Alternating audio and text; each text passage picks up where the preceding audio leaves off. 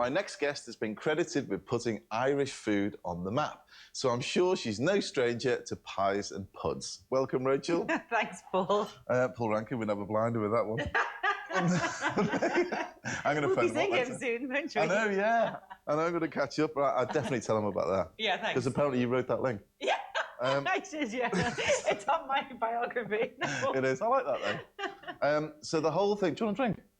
I haven't seen you for ages. I've got some white wine. Absolutely. Okay. Thank now, you very much. what are you going to be cooking for us? I'm going to be cooking... It's almost embarrassingly easy and simple. It's a raspberry and coconut pudding. It's something... My mum used to make something similar to this. It's not too like it, but yeah. I was basically trying to replicate something that Mum used to make when we were little. Yeah. She says she can't remember it. My sister can remember it. She says, oh, yeah, it was like a, I don't know, coconutty, spongy thing with raspberry jam. And so this is what I came up with. And it's just the flavour. I love that, just that raspberry coconut combination. It's just quite nostalgic to me. It takes, well, that reminds me of something like school dinners. It is that kind of thing, isn't it? Yeah. But hopefully nice. I love that, hopefully. Yeah, cheers, Rachel. Nice to see you again. Lovely to see you. Would you like to take over my kitchen and show us how to make? No, I'm going to sit there. I'm going to relax. It's my turn to relax. Go on. That's great. I love having you here. Well, first of all, for this, actually, I'll put some butter on to melt. So it's just, this is one of these really simple pudding recipes where you just mix the wet ingredients in one bowl, dry ingredients in another bowl, and then mix them together in the oven. That's it. So, have I got time to drink this then? Probably not. No, you need to knock it back. First of all, I've got in here raspberry jam. Yeah. And, you know, you probably could use, where are your spoons in here? Yep, you probably could use other jam, but raspberry and coconut, why try to change that, I think. Yeah, I just think it just works so well with this. Actually, would you mind spreading out the jam? You can do something. Oh. Really? There you go. Rachel makes her blend of flour by adding baking powder, sugar and desiccated coconut. What do you think about Irish food? I mean, Irish food generally, is it different out in the sticks as it is in the city? It's actually probably a little bit more traditional, yeah, definitely in the country, in rural areas. And, you know, but a lot of it, I think it's not unlike British food in that we never had a cuisine as such like France or like Italy did. Yeah.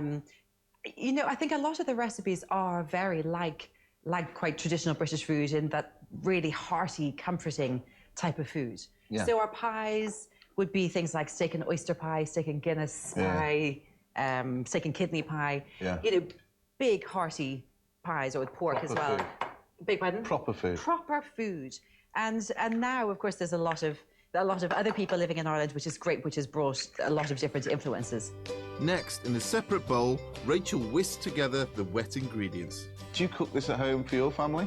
This is actually Luca, our second son. This is, I think, his favourite thing. So I know when he sees this, he'll say, why didn't you make it for me? How old is he? He's 11. Oh, he's 11. He's the second, yeah. Oops. Not far off my son, actually, so I'll have a look at this and taste it. If I think it's any good, I'll have to take it back to Josh then when I get it. You'll have to take it back to your Josh. Yeah, we've got a Josh too. You're not still allowed to call him Joshy. Josh, no. I call him Stinky sometimes, but he doesn't like that either. Okay, in here I've got what have I got? Milk, eggs, vanilla extract. And then you just make a well in the centre with the flour and baking powder and coconut and sugar. And of course you could put other things in here. You could put cinnamon in, lemon zest. Do you enjoy teaching still? I love it. Yeah. I absolutely love it. That is what, and I'm still teaching a lot at the cookery school, and I just I adore it. Yeah. I think that's really the basis of everything I do. So it's all about heritage, isn't it, and teaching the kids? The butter, sorry. You forgot. I love that. Mix the butter in with the eggs and the milk and the vanilla extract. Absolutely. So that all went in. No one will ever see that, actually. So when Rachel's actually teaching, she'd actually put the butter in by now. I think we got away with it. Rachel then pours the coconut sponge batter onto a layer of raspberry jam in a baking tray. Don't just pour it all in the centre, because then you tend to push the jam away to the side. So I tend to just kind of drizzle it over. Rachel bakes her sponge at 180 degrees for 35 to 40 minutes until the top is golden brown. And then this one is already cooked. And that's it. Oh, wow. Hot. That is just... Oh, I like the look of that. You see, it's really... I'll just move my wine, sorry.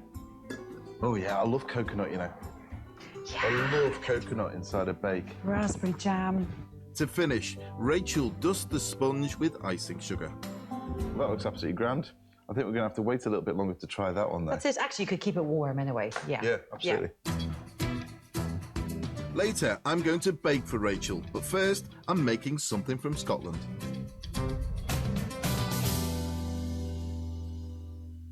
Many pies and puds have become part of our regional heritage. My next recipe is a traditional Scottish dessert that is barely known outside Scotland, so I decided to investigate. Next, I'm crossing the border up north to track down a traditional Scottish dessert. And no, it's not a Dundee cake or a deep-fried Mars bar. You'd be forgiven for mistaking this mysterious mixture for an Eton mess or an everyday trifle. It's actually a regional speciality that the Scots have been knocking up for centuries. It's called Cranachan, and it's considered one of Scotland's best-kept secrets. So secret, in fact, when we spoke to the locals in Aberdeen, some of them had never heard of it. Cranachan? Sorry, don't know. Oh, I've made it many times. Cranachan, it sounds like a place in Scotland. No, never heard of it. Yes, I like Cranachan. It's a traditional Scottish dessert.